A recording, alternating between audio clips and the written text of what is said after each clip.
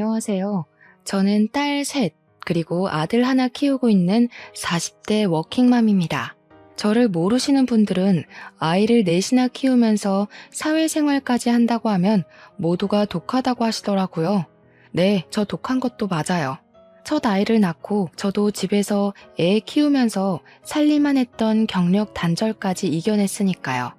주변을 보면 애들 어느 정도 다 키우고 엄마 손 별로 안 타기 시작하면 남편들이 돈 벌어오라고 밖으로 보내는 남편들 많다는 이야기 들었어요.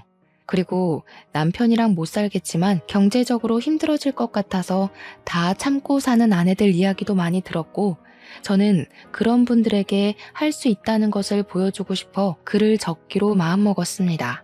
갓 사회에 발을 내디뎠을 때 저는 고작 26살 먹은 사회 초년생이었어요. 지방 전문대 다니기 싫어서 재수도 하고 휴학도 하면서 시간 꽤 까먹었고, 결국 제 그릇이 작았는지 저는 지방 전문대 졸업하고 첫 취업을 중소기업 격리직으로 했습니다. 그리고 여기에서 빌어먹을 전 남편을 만났습니다. 저희는 나이 차이가 크게 났었는데 제 나이 26, 그리고 전 남편은 12살이나 많은 38, 모두가 말리는 연애였지만 전 남편은 나이가 조금 많지만 동안에 속한 호감형 외모를 가지고 있었어요. 무엇보다 말을 정말 재미있게 했어요. 그러다 보니 같이 이야기만 해도 자꾸 저는 웃음이 나왔고, 전 남편은 저에게 웃는 모습이 참 예쁘다고 계속 꼬셨어요. 원래 여자 꼬시기가 제일 쉽다고 그러잖아요. 어린 나이에 나와 다른 씀씀이를 가진 어른이 제가 좋다며 선물 공세를 펼치는데 어떤 여자가 안 좋아하겠어요? 금전적으로 여유가 넘치는 모습이 어쩌면 제가 속물로 보일 수 있겠지만 정말 마음에 들었습니다.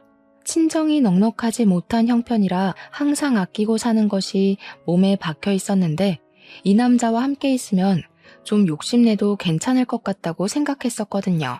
무엇보다 저한테 계속 예쁘다고 하는 사람한테 결국 눈길이 갔고 그렇게 연애를 시작했습니다. 전 남편은 홀어머니와 저보다 10살이나 많은 여동생이 한 명 있었고, 아무래도 노총각 아들이 마음에 걸렸던 시어머니는 결혼을 서둘렀으면 좋겠다고 했어요.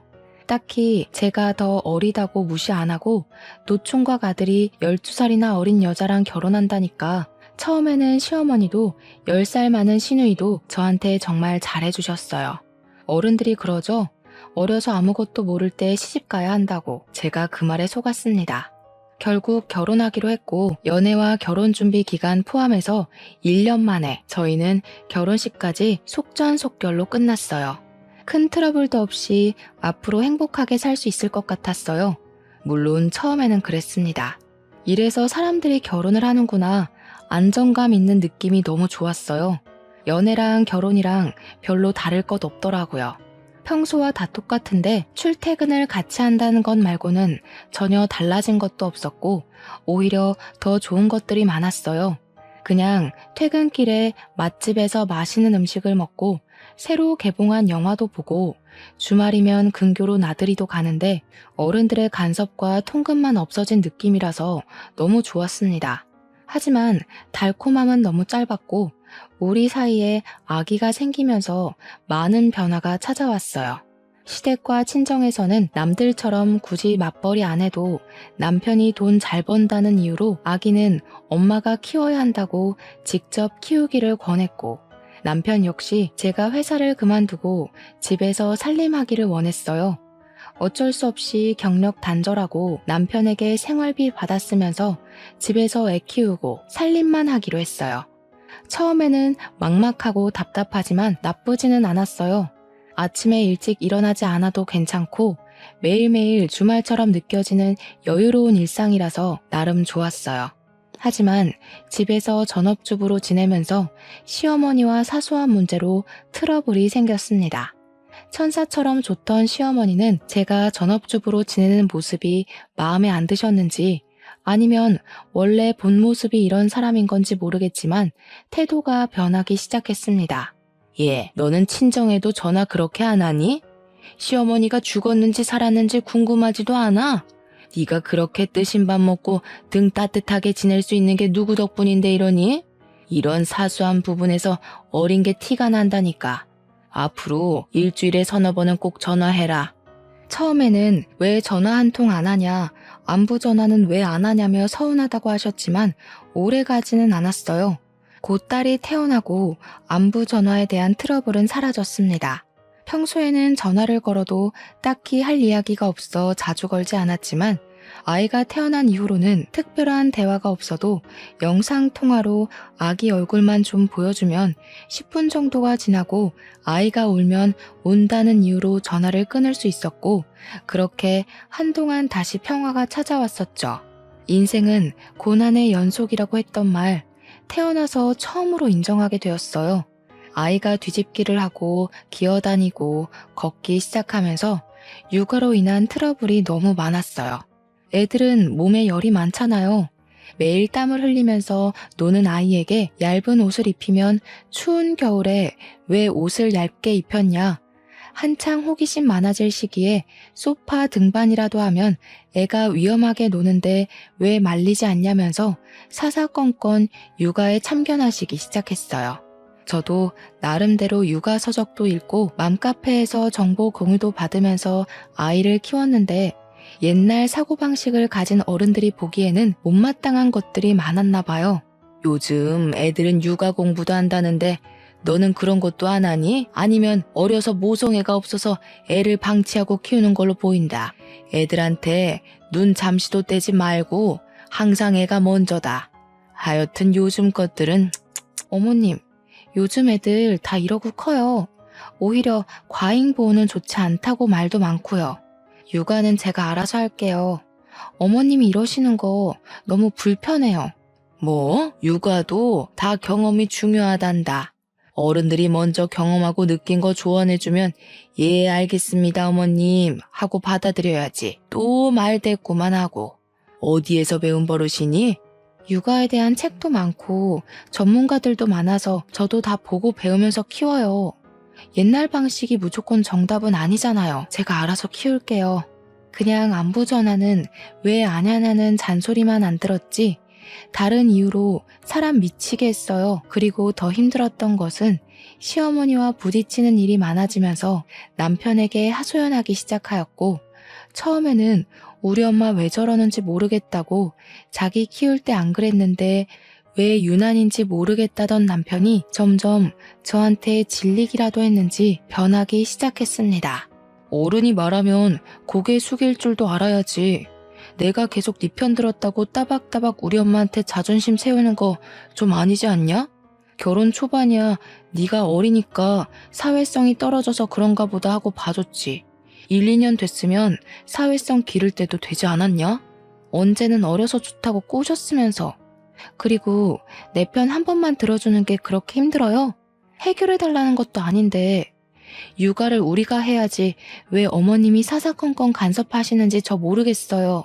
그러니까 자존심 내세워서 우리 엄마랑 싸우지 말고 알겠다, 죄송하다 한마디만 해라. 그게 융통성 있는 거라고.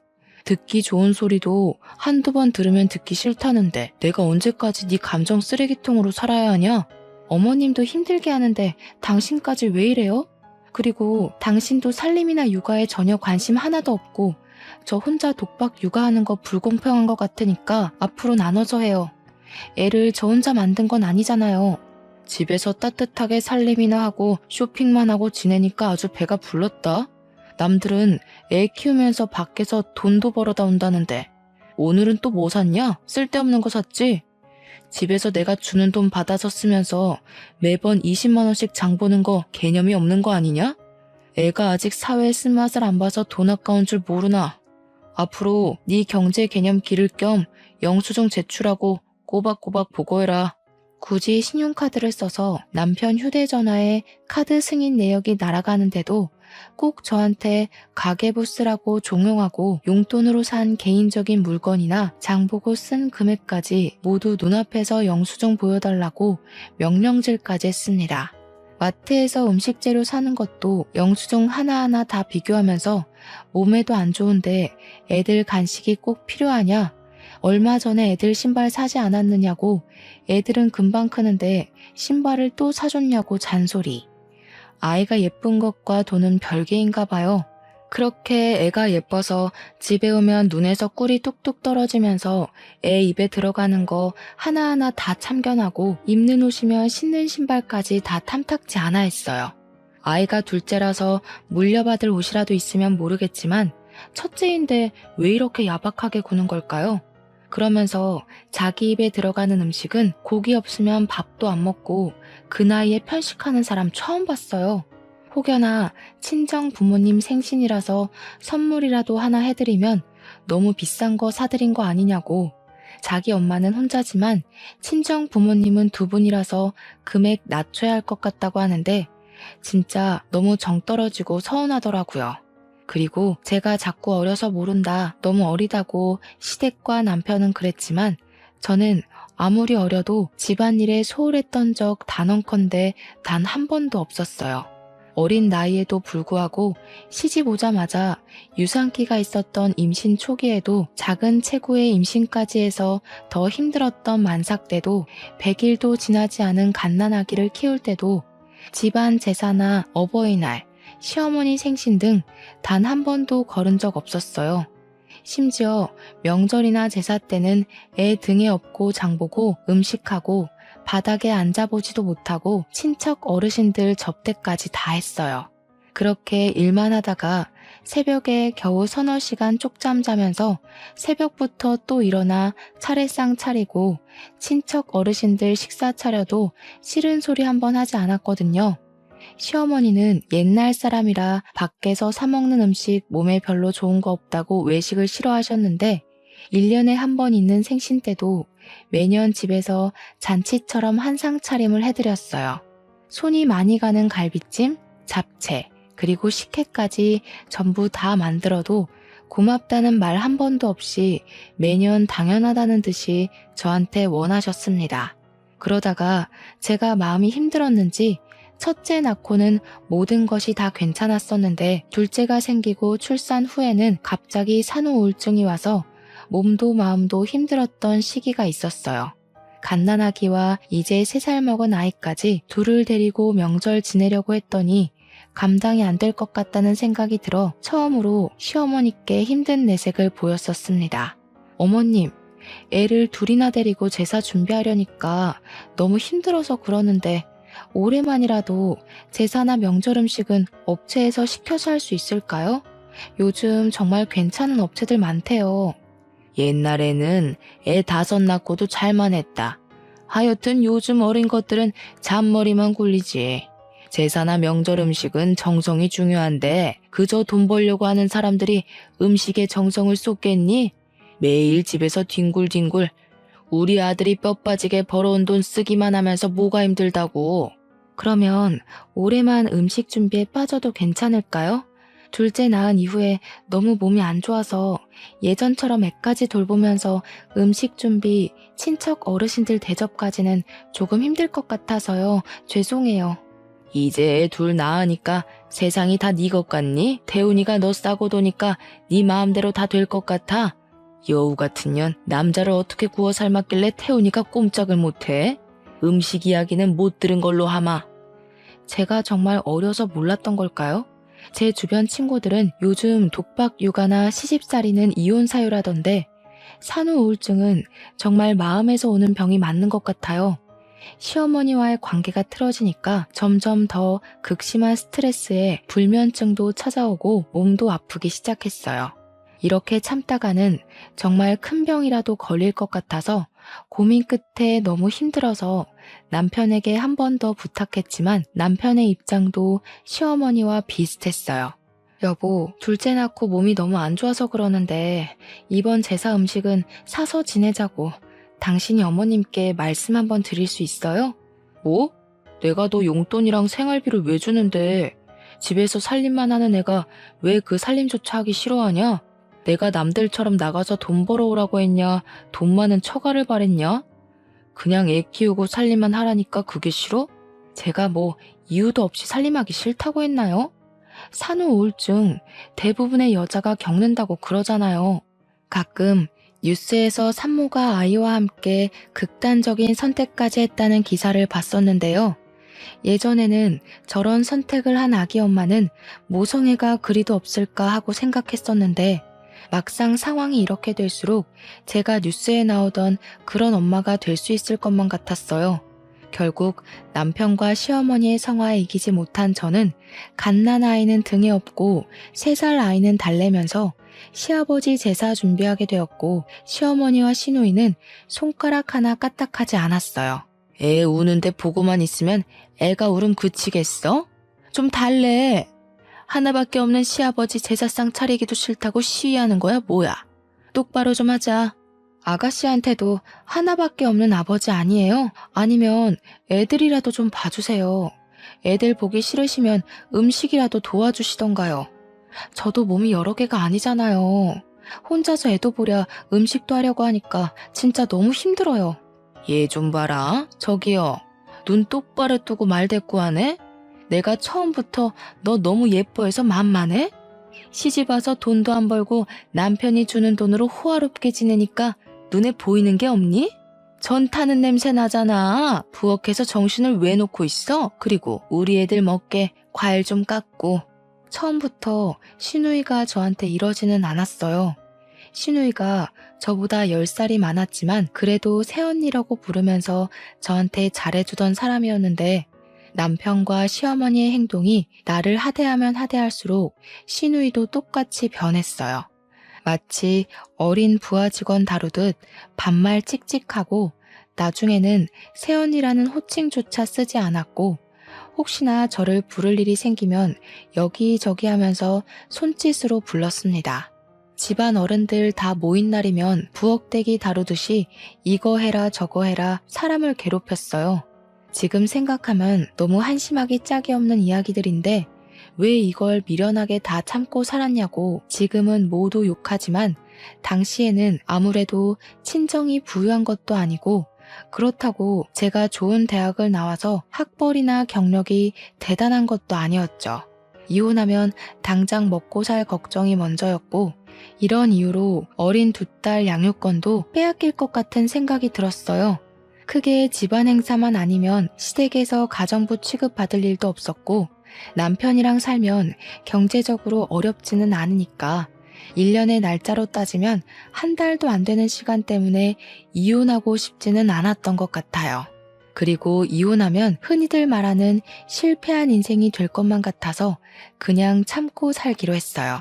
그래도 가정에 충실하던 남편이 어느 순간부터 집에 오는 시간도 평소와 다르게 늦어지기 시작했었어요. 원래 출장을 자주 가지 않았었는데 갑자기 타지며 해외로 출장이 생겼고 평소에도 야근이 잦아지기 시작하면서 살림에는 관심이 없어도 고슴도치 자식사랑 저리 가라고 애들은 엄청나게 예뻐하고 적어도 육아는 같이 했었던 남편이 얼마나 바쁜지 육아마저 점점 저 혼자서 하게 되었어요. 그렇게 독박 육아와 살림으로 한 달이라는 시간이 어떻게 지났는지 모를 시점에 오래간만에 같이 회사 다니던 과장님이 대뜸 몸은 좀 괜찮냐며 안부 목적 연락했다며 말을 걸어왔어요. 그냥 아이 낳고 몸조리 잘했냐는 의미로 알고 이제 회복 거의 다 해서 소도 때려잡을 수 있다고 농담을 던지자 그래도 애처가랑 결혼 하나는 잘했다고 집사람 아프다고 집에서 애 봐야 한다고 출근 한 달이나 안 하는 남편 흔치 않다며 제가 모르는 이야기를 하기 시작했어요. 여자의 촉이 무섭다는 말 살면서 처음으로 공감했어요. 저 이야기를 듣는데 이건 100% 바람이라는 생각만 들었고 지금까지 살면서 시댁에서 부엌대기 취급이나 받으면서 서럽고 힘들어도 다 참고 가정만 유지하려고 노력한 내가 바보가 된 것 같았어요. 그리고 제가 너무 믿고 따르던 과장님에게 사실대로 다 털어놨습니다. 과장님, 사실 한 달 전부터 남편이 출장이나 야근이 잦다고 집에 자주 안 왔어요. 가끔 집에 오면 옷만 갈아입고 나가는 경우가 더 많았는데 뭔가 느낌이 다른 여자 생긴 것 같아요. 한 달 전부터? 아니, 회사에도 조금 수상한 신입이 하나 있는데 사장님이 자꾸 그 신입만 외근 보내서 자주 사무실에 없는 여직원이 있어. 아직 업무도 모르는 애를 자꾸 외근 보내서 사람들이 다 이상하다고 그러거든. 혹시 이름이나 사진 좀 볼 수 있을까요? 이력서에 있던 증명사진이라도 괜찮아요. 과장님, 부탁드릴게요. 뒤이어 과장님이 문자로 보낸 사진은 그냥 어리고 예쁜 여자였어요. 나이는 이제 24. 저랑 비슷하게 대학교 졸업과 동시에 취업했다고 하더라고요. 오해가 있었을 거라고 아닐 거라고 생각하려고 노력해도 자꾸 의심은 커져만 갔어요. 마침 남편이 모처럼 집에 들어온 날이라 치킨을 먹고 싶은데 제 휴대전화 배터리가 없다며 배달 앱을 켜달라고 했습니다. 밥 다 먹고 이 시간에 무슨 치킨이냐고 잔소리는 조금 들었지만 옆에서 딸아이도 치킨 먹고 싶다니까 못 이기는 척 결국 잔금을 풀어서 주더라고요. 치킨 시키는 척 사진첩부터 열었더니 남편이랑 내연녀가 다정하게 찍은 사진들이 있었어요. 확대해서 보니 내연녀는 저번에 과장님이 보내준 회사 신입 여사원이랑 같은 사람이 맞았고 메신저까지 열어서 대화까지 보니 정말 정신이 나갈 것 같았어요. 벌써 보고 싶다. 이웃만 하면 너랑 같이 살겠다. 주말에 여행 가자. 사랑한다. 이런 메시지들이 많더라고요. 너무 화가 났지만 또 애들 얼굴만 보면 현실이 너무 막막해서 눈물이 날 것 같았어요. 무턱대고 이혼부터 하면 앞으로 애들 얼굴도 못 보고 경력 단절로 먹고 살기도 힘들 것 같아서 당분간 참고 지내면서 적어도 두 딸은 내가 키울 수 있는 능력을 키우겠다고 다짐했습니다. 사실 친정은 제가 어릴 때 의상실을 했었습니다. 모두 아시죠?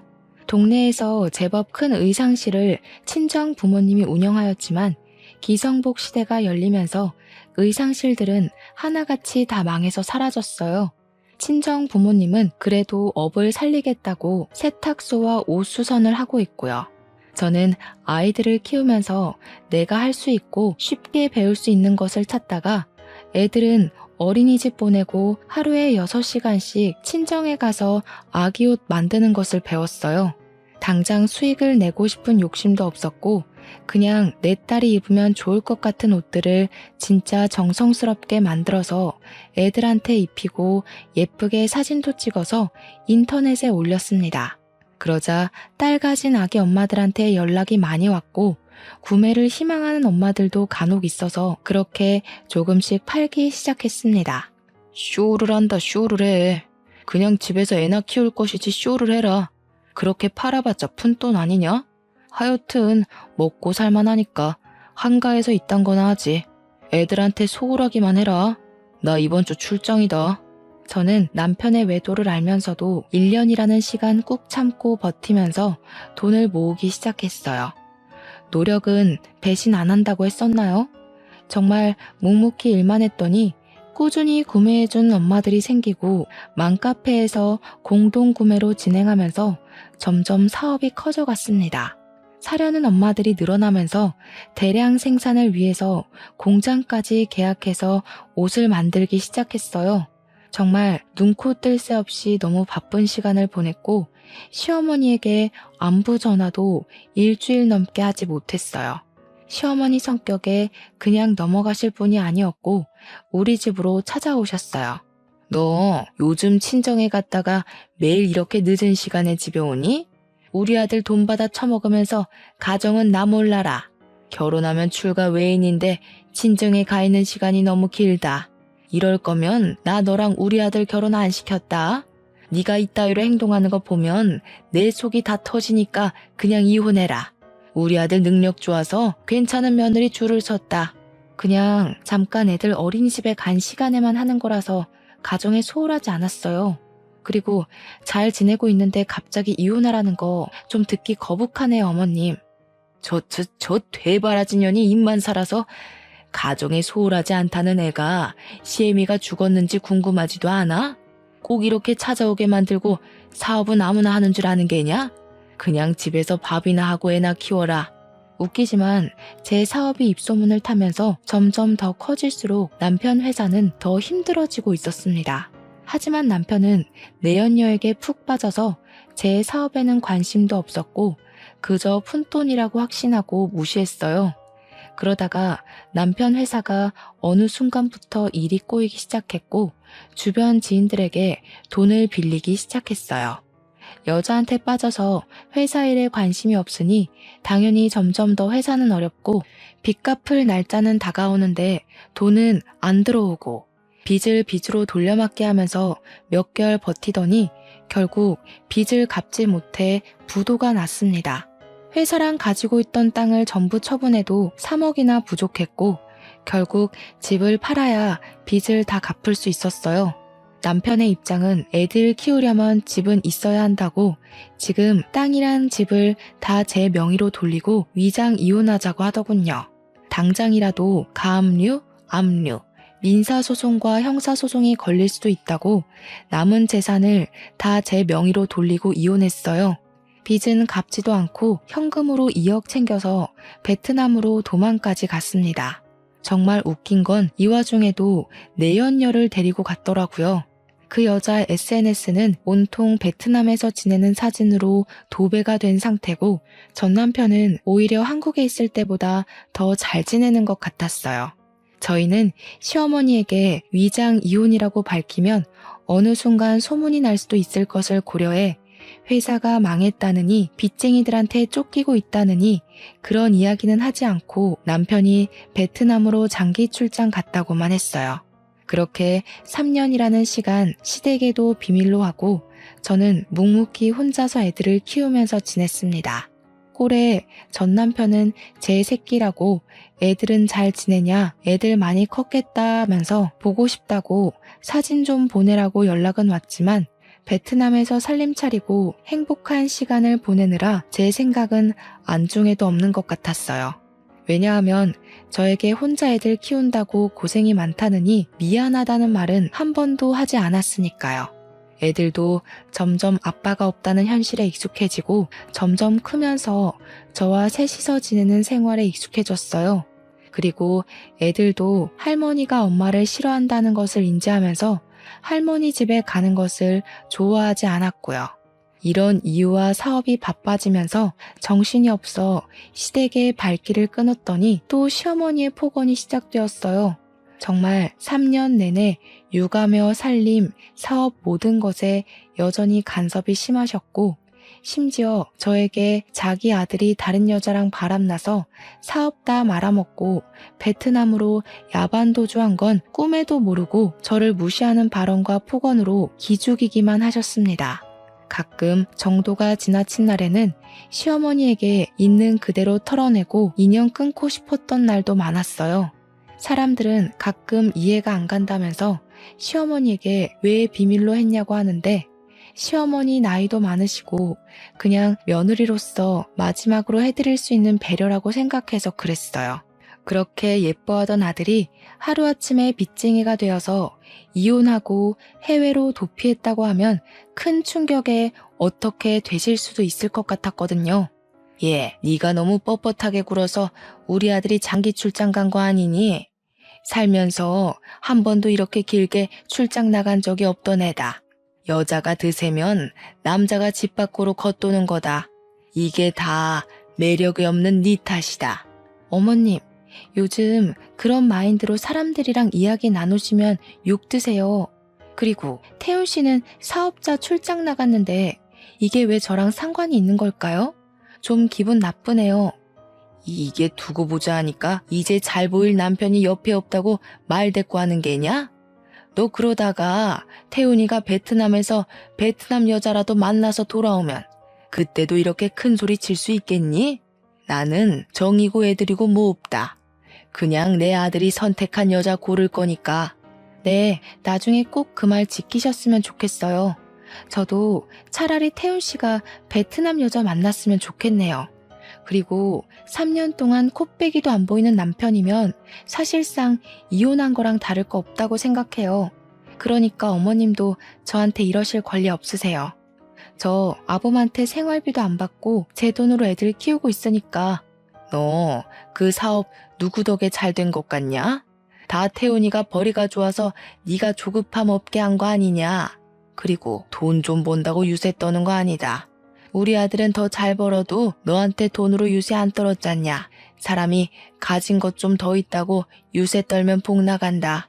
참 뻔뻔하고 제 상식선에서는 대화가 통하지 않아서 저는 한 귀로 듣고 한 귀로 흘리면서 지냈습니다. 그러다가 주말이고 사업이 바빠서 애들이랑 시간을 많이 보내지 못한 것 같아 키즈 카페에 갔어요. 애들끼리 놀고 저는 무료하게 앉아서 멍 때리는데 제가 사업차 계약한 공장 사장님이 혼자 계시길래 가서 간단하게 인사라도 하고 가려고 다가갔습니다. 어머, 안녕하세요. 주말이라고 애들이랑 나오셨나 보다. 되게 다정한 아빠네요. 그런데 혼자 오셨어요?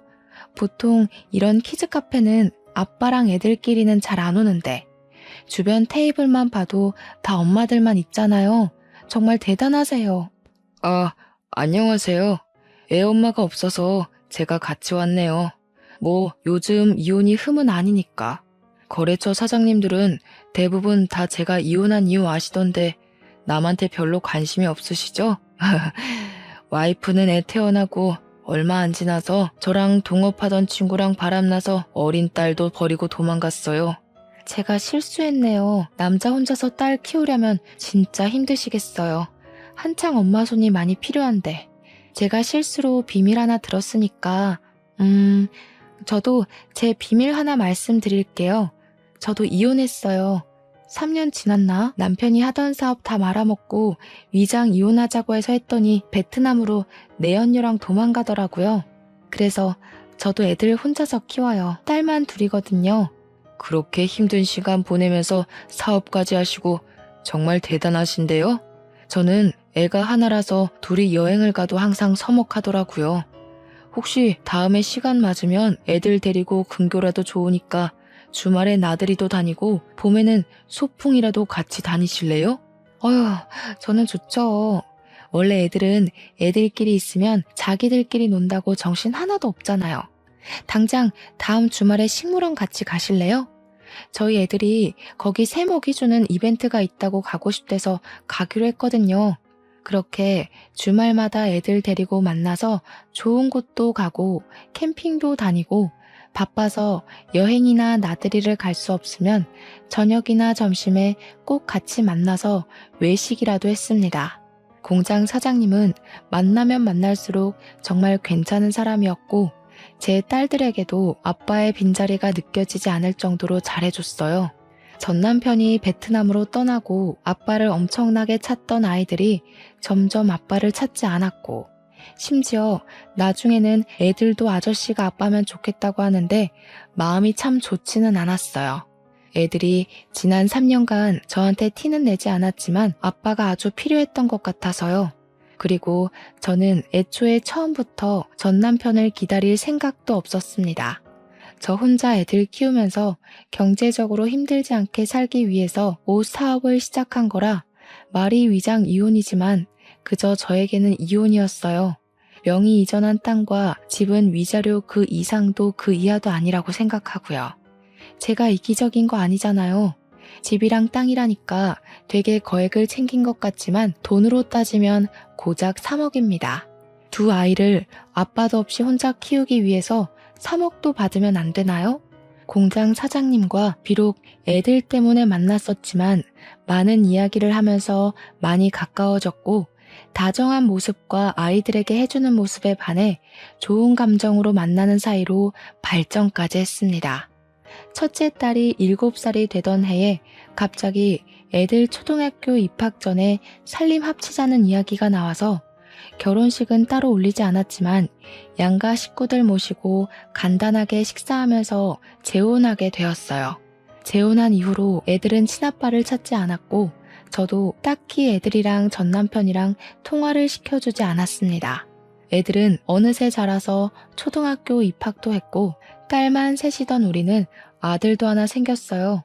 제가 살면서 생각한 가장 이상적인 가정 모습으로 행복하게 지내고 있었는데 갑자기 전 남편이 대뜸 지금 한국에 왔다면서 애들이랑 같이 밥이라도 먹자고 전화가 왔습니다.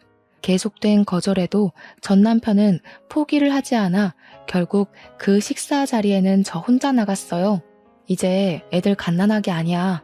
초등학생이고 요즘 초등학생들 학교며 학원까지 평일에 바빠. 주말 아니면 밥 같이 먹기 힘들어. 그리고 애들이 한창 아빠 찾을 때는 옆에 없다가 이제 안 찾고 잘 지내는데 왜 갑자기 나타나서 이래? 연락 안 했으면 좋겠다 이제. 우리 사정이 다 있었잖아. 그리고 땅도 좀 팔아서 1억만 구해줘. 생활비가 다 떨어져서 잠깐 한국에 왔고 너 귀찮게 할 생각 없어. 돈만 챙겨서 바로 한국 다시 뜰 거야. 1억? 나는 뭐 땅 파서 애들 키워? 5년 만에 나타나서 한다는 소리가 1억 달라는 소리야? 나한테 돈 맡겨놨어? 그리고 내가 이 자리에 나온 이유는 이제 진짜 우리한테 연락 안 했으면 해서 나온 거야. 나랑 애들이랑 지금 잘 지내고 있으니까 다시는 연락하지 마. 그렇게 거절하고 집으로 돌아왔는데 제 뒤에라도 밟은 모양인지 전 남편은 그날 저녁 우리 집에 찾아왔어요. 제가 새 살림 차린 거 보고 전 남편은 소리 지르고 저희 남편한테 주먹질까지 했습니다. 당장 경찰 부르겠다고 저도 소리 지르니까 그제야 멈추더라고요. 경찰이라는 단어에 전 남편은 바로 행동을 멈췄어요. 아무래도 경찰에 잡히면 일이 복잡하게 변하니까 그렇겠죠? 한국에 있는 거 들키면 채권자들이 우르르 자기 찾아서 올 것 같으니까 무섭긴 한 것 같더라고요. 남편은 진정부터 하라며 전 남편에게 들어와서 따뜻한 차라도 한잔 하라며 들어오라고 했습니다. 너 이거 바람인 거 아니야? 우리 이혼한 거 아니고 위장 이혼이야. 정신 나간 년아. 너 이러라고 내가 땅이랑 집 명의 네 이름으로 바꾼 줄 알아? 이럴 거면 다시 내놔라. 그 돈으로 다른 새끼랑 살림 차리라고 준 거 아니라고. 기껏 애들 키우라고 했더니 다른 놈이랑 바람을 피워? 정신 차려. 먼저 다른 여자한테 눈 돌아서 나한테 이혼하자고 했던 거 당신이야. 내가 이혼 안 한다고 그럴 것 같으니까 위장 이혼하자고 꼬신 거 아니야? 내가 틀렸어? 그리고 바람 피우는 거 내가 모를 줄 알았나? 베트남에서 다른 여자랑 살림 차려서 연락 한 번 안 했던 사람이 누군데? 야, 너 이제 뒷조사까지 하냐? 내가 그래서 너한테 무슨 피해를 줬는데 내가 너처럼 살림을 차렸냐? 이거 법 무서운 줄 모르고 자꾸 까부네? 이런 식으로 남자 등쳐먹고 살면 좋냐? 좋은 말 할 때 땅이랑 아파트 내놔라. 소송 걸기 전에. 소송 걸어? 하나도 안 무서워. 이미 우리는 이혼했고 땅이랑 아파트는 양육비 겸 위자료로 받았는데 법이 이걸 어쩌겠어? 소송 걸고 싶으면 걸고 다시는 찾아오지 말고 연락도 하지 마. 누가 땅이랑 아파트를 위자료로 줬대? 위자료도 가정에 충실했던 사람이나 받는 거야. 너처럼 다른 놈이랑 바람나면 못 받는다고. 이혼 취소 소송 걸 거니까 둘 다 콩밥 먹을 준비나 하라고.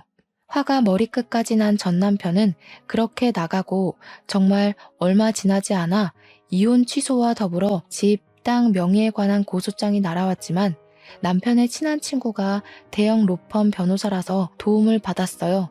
변호사를 통해 집이랑 땅은 채권자들을 피해 해외로 도피한 전 남편이 양육비를 줄 수 없을 것 같다며 양육비와 위자료 목적으로 이혼 당시 전 남편이 저에게 준 거라고 전달했어요. 그리고 이혼 사유에 대해서는 남편의 외도라고 했죠. 당시 전 남편의 휴대전화에서 수집한 내연녀와 찍었던 사진, 메신저 대화 내용들을 다 제출하여 법원에서도 이미 법적으로 우리는 남이고 다시 전 남편이 재산을 되찾아올 수 있는 방법이 없다고 판결났습니다. 판결과 동시에 전 남편은 자기가 가정에 소홀했던 것도 인정한다며 뻔뻔하게 애들 데리고 가겠다는 소리는 안 하겠다고 땅이라도 절반 달라고 싹싹 빌었지만 저는 무조건 안 된다고 했어요. 그리고 저는 왜 갑자기 땅을 찾겠다고 찾아오고 소송까지 걸었을까 의문점이 생겼는데 알아보니까 우리가 이혼하던 당시에 1억도 안 하던 땅이 갑자기 GTX 노선과 신도시 사업으로 땅값이 6억으로 뛰었더라고요. 참 씁쓸했어요. 마지막까지 아이들과 나한테 미련 하나도 없었고 그저 돈만 바라보고 우리를 찾아온 것 같아서. 그리고 이번에 시어머니도 제가 재혼한 사실을 알면서 저한테 대뜸 소방 맞을 년이라고 고래고래 소리를 지르셨어요. 남자 등쳐먹은 년부터 시작해서 장기 출장 간 남편 두고 바람난 년이라고 길에서 머리채 잡고 난리가 났었어요. 너 내 아들이 얼마나 잘했는데 감히 장기 출장 간 사이에 딴 놈이랑 바람이나? 네가 그러고도 사람이냐? 소방 맞을 년아. 내 아들 돈은 다 다시 돌려줘야지. 이거 놓으세요. 어머님 잘난 아들이 바람 피운 거지 저는 바람 아니에요. 이혼하고 어머님 비위 지금까지 맞춰드렸는데 이제 저 어머님 며느리 아니니까 그렇게 굴지 마세요. 그리고 법원에서도 어머님 아들이 바람 피웠다고 다 인정했으니까 이렇게 찾아오지 마세요. 증거 있어? 네가 뭔데 우리 아들 모함이니? 이런 식으로 내 아들 돈 빼돌렸지. 결혼하고 지금까지 그 성깔 드러내고 살 수 없어서 답답하게 어떻게 살았니? 건방진년. 어머님이 그러셨죠. 베트남에서 베트남 여자라도 만나서 오면 어쩔 거냐고. 처음부터 한국에서 바람났고 그 여자랑 베트남에서 살림 차렸어요. 어머님도 그러셨잖아요. 어머님 아들이 좋다는 여자 허락하겠다고. 이미 답 나온 거 아닌가요? 다시는 연락하지 마세요. 뭐? 태훈이한테도 연락하지 말라고 하고 찾아오지 말라고 했다며? 자식과 부모 사이의 연을 네가 뭔데 마음대로 끊어? 애들 아빠는 그래도 태훈이다. 애들은 우리가 키우마. 지금 태훈씨 채무자 신세라서 빚쟁이들한테 쫓기는데 무슨 애들을 키워요? 제가 다달이 양육비 달라고 안 하는 걸 감사하게 여기고 제발 귀찮게 하지 마세요. 아시겠어요? 이미 양육권도 법적으로 제가 가졌으니까요. 이렇게 시어머니의 그늘에서도 벗어날 수 있게 되었고 그동안 마음에 쌓였던 서러움들이 씻겨 내려갔어요.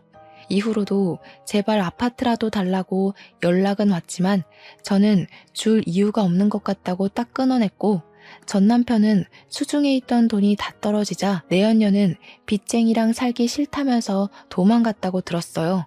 집도 구할 수 없고 채무자 신세라서 취업도 어려우니 결국 시어머니 집에서 전 남편은 생활하고 있고 시어머니는 그렇게 자기 아들 능력 좋다고 저 무시하시더니 나이 80에 나이 많은 아들 뒷바라지하면서 살고 있다고 하더라고요. 저처럼 경력 단절로 집에서 남편이 주는 용돈으로 눈치 보면서 사시는 주부가 있다면 꼭 제 사연으로 용기 얻으셔서 제가 잘할 수 있는 일을 찾으셨으면 좋겠습니다. 그리고 혹시나 어린 나이에 결혼하거나 나이 차이가 크게 나는 남자와 결혼하려는 여성분이나 그런 딸을 가진 엄마라면 꼭 말려주세요.